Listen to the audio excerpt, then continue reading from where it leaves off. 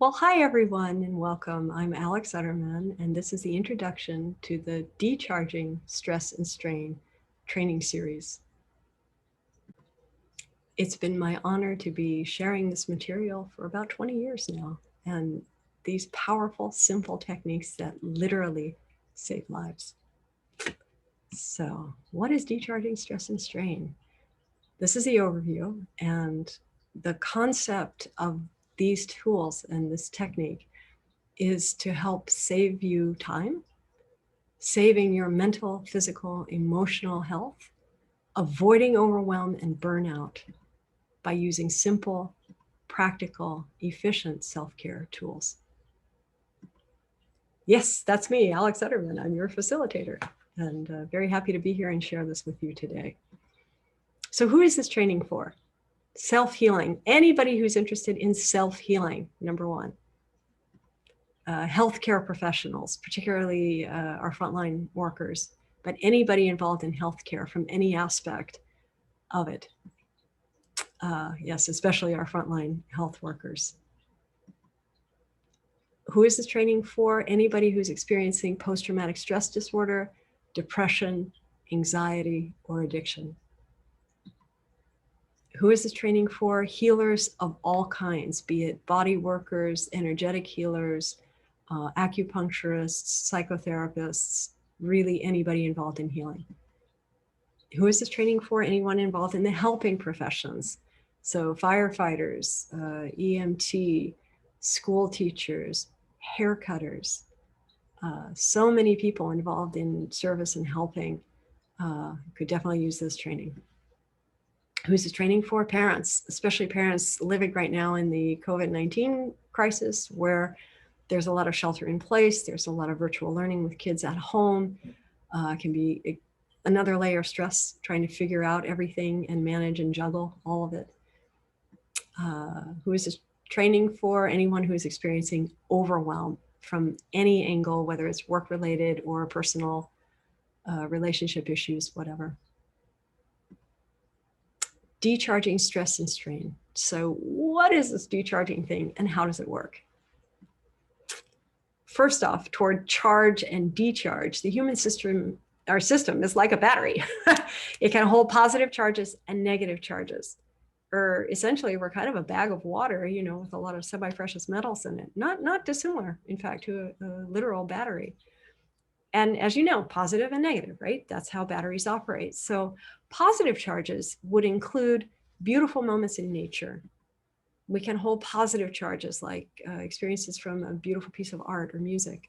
Positive charges, a loving relationship.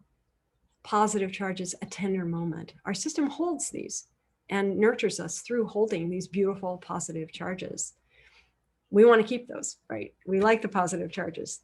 Some of them can include heart-moving experiences.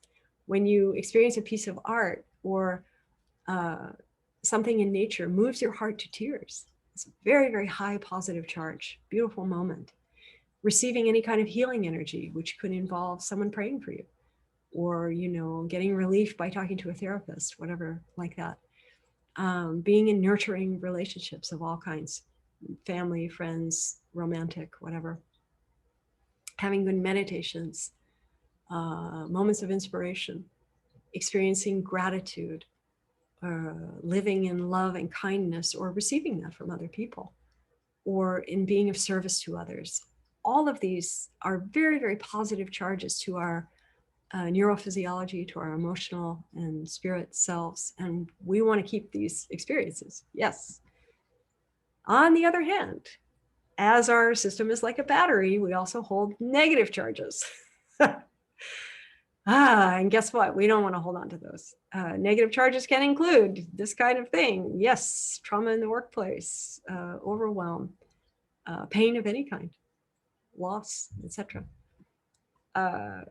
Anything that leads us to overwhelm. These are negative charges, and we're going to find out a little bit about how to undo them. So we definitely want to decharge negative charges. That's the essence of what this training is about. For example, negative charges can come through painful interactions with others, including arguments, scolding, or abuse. They can come from work-related stress, which will lead to burnout if it's left unchecked. Traumatic work situation, difficult colleagues, difficult coworkers, managers. The work itself is traumatic, you know, whatever. Addictive behaviors, yes, very negative charges in our system. PTSD, post-traumatic stress disorder related traumas that could be happening right now, things that are going to be leading to PTSD, or from the past. And we're still holding that kind of a negative charge in our soul battery. Presenting or performing or a teaching role, very interesting. If you're in a position where all eyes are on you, without our notice, we're actually absorbing some kind of negative charges from people. Maybe you're giving a presentation at work and the coworkers are jealous on you. And through their eyes and their attention to you, they're also kind of offloading some of their feelings, just for example. Anytime that we're in a position where we are absorbing stress and pain and fear from others, which could happen in the course of a friendship, a working relationship, a life or death, medical profession, so many different angles and ways that we are putting ourselves on the line and absorbing a lot of pain from people, especially in the healing and the helping work. And I'll talk about that a little bit more in a minute. So in addition to these overt and obvious negative charges, we automatically absorb stress in a subtle way. There are subtle negative charges, and there are kind of three main areas where we receive this: from other people, from interactions with others, social, workplace, service work, etc. If there's tension from another person and we're in the way of, you know, receiving some of that, automatically we will absorb some of that without noticing it. We absorb stress from our environment. Of course, if it's a highly charged, tense situation, maybe politically, or maybe it's a tense place, life or death issues in the workplace, or it's a mob of angry people, whatever, we automatically absorb stress from our environment. We also absorb stress through energy shifts and healing situations, which can just include a conversation with a good friend who's really hurting. And I'll explain more about that in a moment. But we absorb stress in these three ways: from other people, from our environment, and specifically through involving ourselves with energy shifts and healings of all kinds, which may be formal or may be informal, like this beautiful hug between two people. So what do I mean by energy shifts and healing? This is a little fascinating, actually. So whenever one person facilitates a shift energetically, emotionally, in another person or a group of people from a negative state to a positive one, healing automatically occurs. For example, your good friend calls you, they've had a horrible day, they've had a lot of pain happened. They tell you, you know, on the phone, hey, these horrible things happen, and they're crying and they're very upset. As a good friend, if you're listening with an open heart, automatically you are absorbing some of their stress and pain. We know this because by the end of that conversation, maybe an hour later, the friend who was crying and upset feels somewhat better. There was a shift, something lifted. They decharged some of that energetic charge that was that pain, that traumatic experience lodged in their being. How do you feel after a conversation like that? Many people will say, I feel drained, I feel exhausted, I feel irritable, I feel like I want to go hurt somebody or eat a whole chocolate cake or fix myself a drink, or we have different reactions to it. But in essence, what happens in a shift there is healing occurs. That means one person offloads stress, the other person who facilitated it receives it. As we know, energy doesn't dissipate, it only changes state, right? So in that energy shift, one person's stress or pain was relieved. And this goes across the board to professional situations or the phone call with the friend, right? Where does it go? It comes to you if you facilitated the shift, right? So the other person gets off, kind of free. And now you're like, what's going on? I need to go lay down, or I have a headache, right? So we want to decharge those negative charges. That's a perfect example of a negative charge. A healing shift occurred. One person got relieved. One person is absorbing some of that pain and that suffering. So again, if we're on the receiving end of an argument, a scolding, an abuse situation, I'm sure we've all had the experience of being yelled at by somebody and you're kind of shaking afterwards. Why are you shaking? Because there's a negative charge in your system now, right? Work-related or stress, burnout situations, traumatic day at work. How do you feel? You come home, you're kind of crawling into home, and then you have to get up and do it again. Too much of that, it can lead to burnout. Addictive behaviors, very negative charges in our system. They pull us down, right? Post-traumatic stress disorder related, either past traumas or current ones. When we're in a situation where we have to present or perform or teach a person or a group of people, where all the eyes are on us, we're absorbing some negative charges. Absorbing stress, pain, or fear from others, especially if that's your profession because you're in the healing or helping work. So my question to the healing and the helping professionals: why did you go into a healing or a helping profession? Usually it's because you have a heart that wants to help, right? Which is a beautiful thing. A big open heart equals a big sponge. We absorb more stress and strain, pain and suffering when we have a big open heart and wanting to help. And we take it from other people. Now, what do we do with it, right? That's not a problem. Having a big extra absorbent heart is a gift in this world. However, it is a problem if we don't know how to manage the energy. It's not a problem so long as we know how to manage the energy and decharge all that stress and pain and suffering and strain that we take on automatically from other people by virtue of having an open heart. What happens if we don't decharge daily? Well, I think we all know the consequences, but energetically, to explain it analytically, those negative charges remain lodged in our system. It's a charge, right? We're like a battery. We hold these things. They stay in our system and build up over time, leading to major problems with health, emotions, sleep, and coping substances of all kinds, right? Those negative charges, they build up, they have a cumulative effect. This is why you'll see someone very bright-eyed and energetic in the beginning of their profession, like a nurse or a physician or a psychotherapist, whatever. And after a few years, it's hard, right? Because they absorb so much, because it builds up to burnout if it is left unaddressed. Yeah. And we don't want that, right? Especially at a time when so many people are in so much need of so much care from all different angles, psychological, physical, and so on.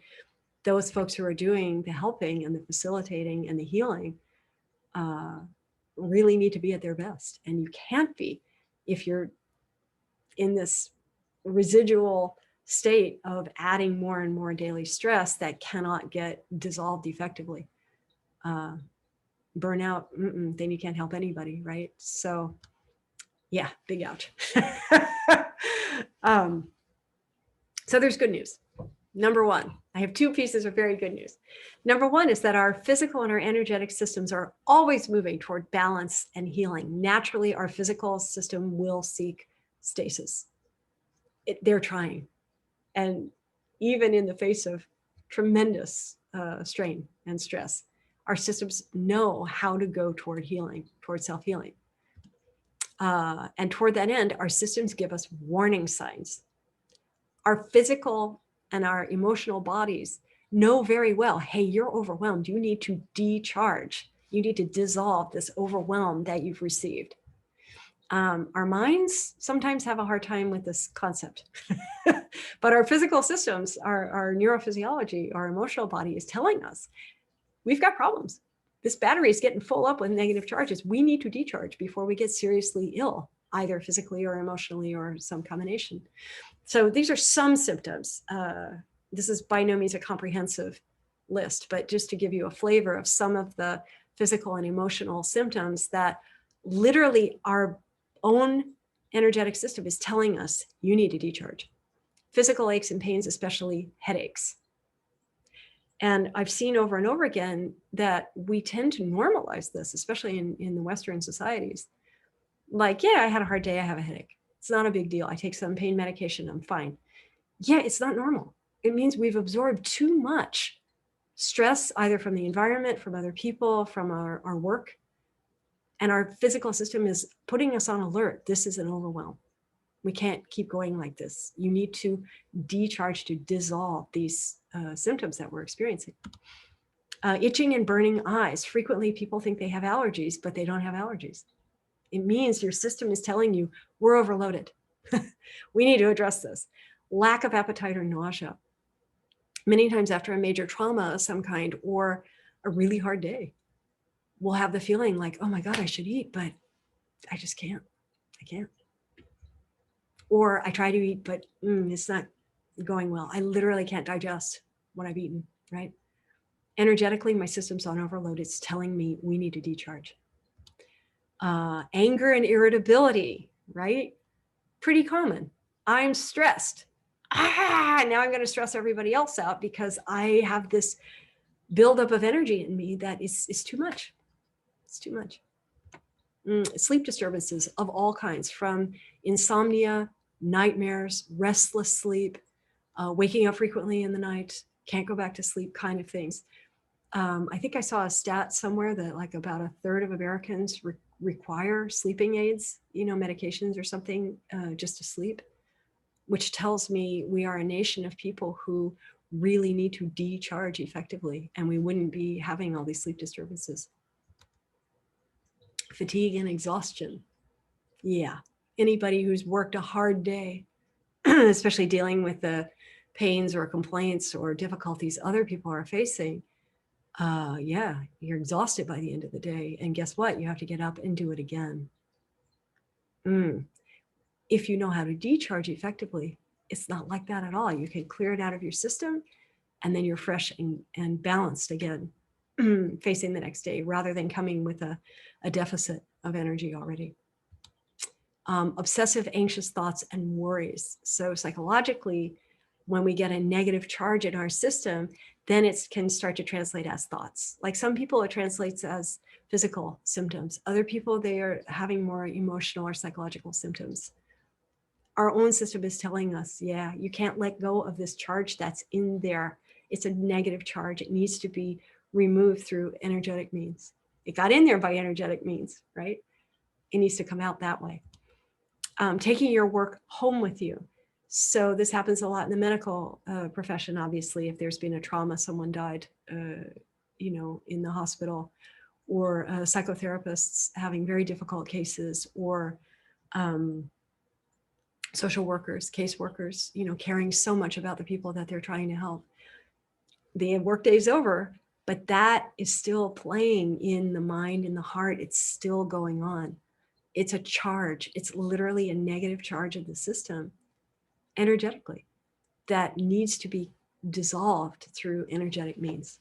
Otherwise, that joins the cumulative pile of stress that keeps going and keeps building up and keeps going until we end up very, very burned out and very stressed, possibly ill, or possibly with, serious mental, emotional problems like anxiety, depression, addiction issues, and so on. So this is, as I said, by no means a comprehensive list. I do give more of a comprehensive list in the next training, and I cover all of this in depth toward understanding how our systems are telling us, nah, we're overloaded, we need to decharge. Good news number 2. There is extreme relief available.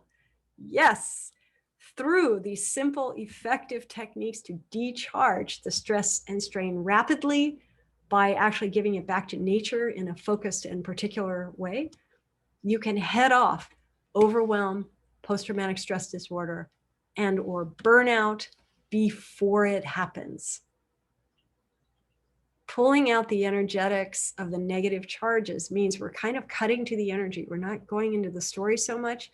We're using these very simple, effective tools to decharge it, and then we're walking clean and clear. And it's quite an amazing thing, so that the burnout never has to even, it doesn't even have to rear its ugly head in our experiences, because every day we're decharging and we're taking out these negative charges. So there is no buildup, there is no cumulative effect at all.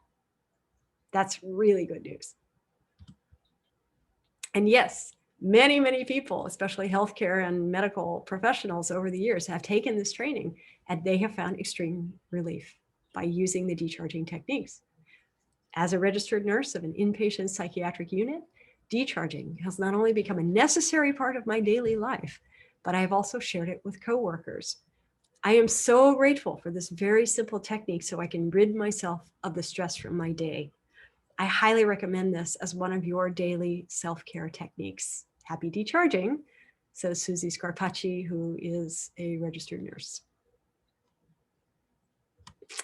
Therapists, body workers, and health professionals of all kinds, I hope you can make it and start benefiting like I have from these tools. Linda Kimmel-Grace, a massage therapist. As a retired board-certified psychiatrist, I am convinced that exploration of various approaches and techniques to medicine can be extremely rewarding. Using the decharging techniques has been extremely helpful. There's a greater calmness. It's important to remember that this meditation and decharge technique can be used anywhere, anytime. It does not require medication, another person, or a special setting. The meditation and decharge techniques are effective and a positive addition to my life, says Christopher DeMaio, who is an MD. He was a psychiatrist, now retired. And I'd like to say that Chris, his situation, in addition to decades of psychiatry, was also that he had served in Vietnam in the Marines and was exposed to extreme heavy combat situations, very traumatic circumstances, and was carrying for decades extreme PTSD. Manifesting in sleeping with a weapon under his pillow, using evasive maneuvers to come home from his office in a beautiful place in Northern California, having multiple nightmares, flashbacks, and so on. And by using the decharging techniques and also the integrative meditation techniques, which is the second series in this whole energetics of self-care tool set, Chris noted clinically massive decrease of his symptoms, including fewer nightmares, which used to be debilitating, fewer recurrent kind of OCD behaviors, not needing to do the evasive maneuvers anymore, not feeling so paranoid and overwhelmed that violence could strike at any moment, and also that his experiences of his flashbacks became less frequent. And when he began to have a flashback, he could catch it and start to decharge. Those are evidence of a negative charge coming in the system, that the system itself is too delicate to withstand those kinds of shocks. They're like an energy implant in us when we have a big shock or a trauma that can't really be pulled out by conventional means very easily. So Chris, I think, is a walking testament to the power of these very, very simple techniques for decharging. And as he says, they don't require medication, another person, or any special setting. Once you know these techniques, that's it. It's done. You can use them anywhere, anytime. Very, very simple. Extreme relief from decharging. Before these tools, feeling emotionally overwhelmed had become a daily occurrence in my life. After learning about energies and how the people we come into contact with affect us emotionally, everything fell into place. I now use these tools every day. It's made me a better caregiver and a more compassionate human being, says Janet Garibay, who is an office manager and a chiropractic assistant. Janet works in an office where there are about 400 people a week coming in. It's a very successful, very busy chiropractic practice in Los Angeles. And when I first met her, she was pretty weighed down by all the pain and all the emotional distress and physical duress that the people are coming in with every single day, week after week after week, year after year. She had a lot of headaches. She had a lot of anxiety all the time. Very, very difficult. And by learning how to decharge simply through these techniques, which she now uses every day, she's glowing. She's of so much more capability to be of service and help to all the people who are coming in, because she's managing the energy. So she can be there with the big open sponge heart for all the people who are coming in, hear their pain, absorb it, and then decharge it in a beautiful, effortless way, which makes her a better caregiver. So that's the promise of the relief from these kinds of techniques. It's very real and it's very simple. So I'm really looking forward to sharing this powerful, practical, simple set of tools with you in the following video training modules. Here's to your self-care and to your extreme relief from symptoms of stress and strain. And to purchase the entire Decharging Stress and Strain training series, please go to energeticsofselfcare.com and you'll see the logo for the Decharging Stress and Strain series to dissolve stress effortlessly and enjoy months and years of efficient, rapid self-care. Thank you so much for being here. You can sign up for self-care. And if you're watching this on YouTube, please feel free to subscribe to our channel, because we'll have many, many, many videos coming, and certainly more videos on this kind of subject. Thank you so much for watching, and really have a great, great day.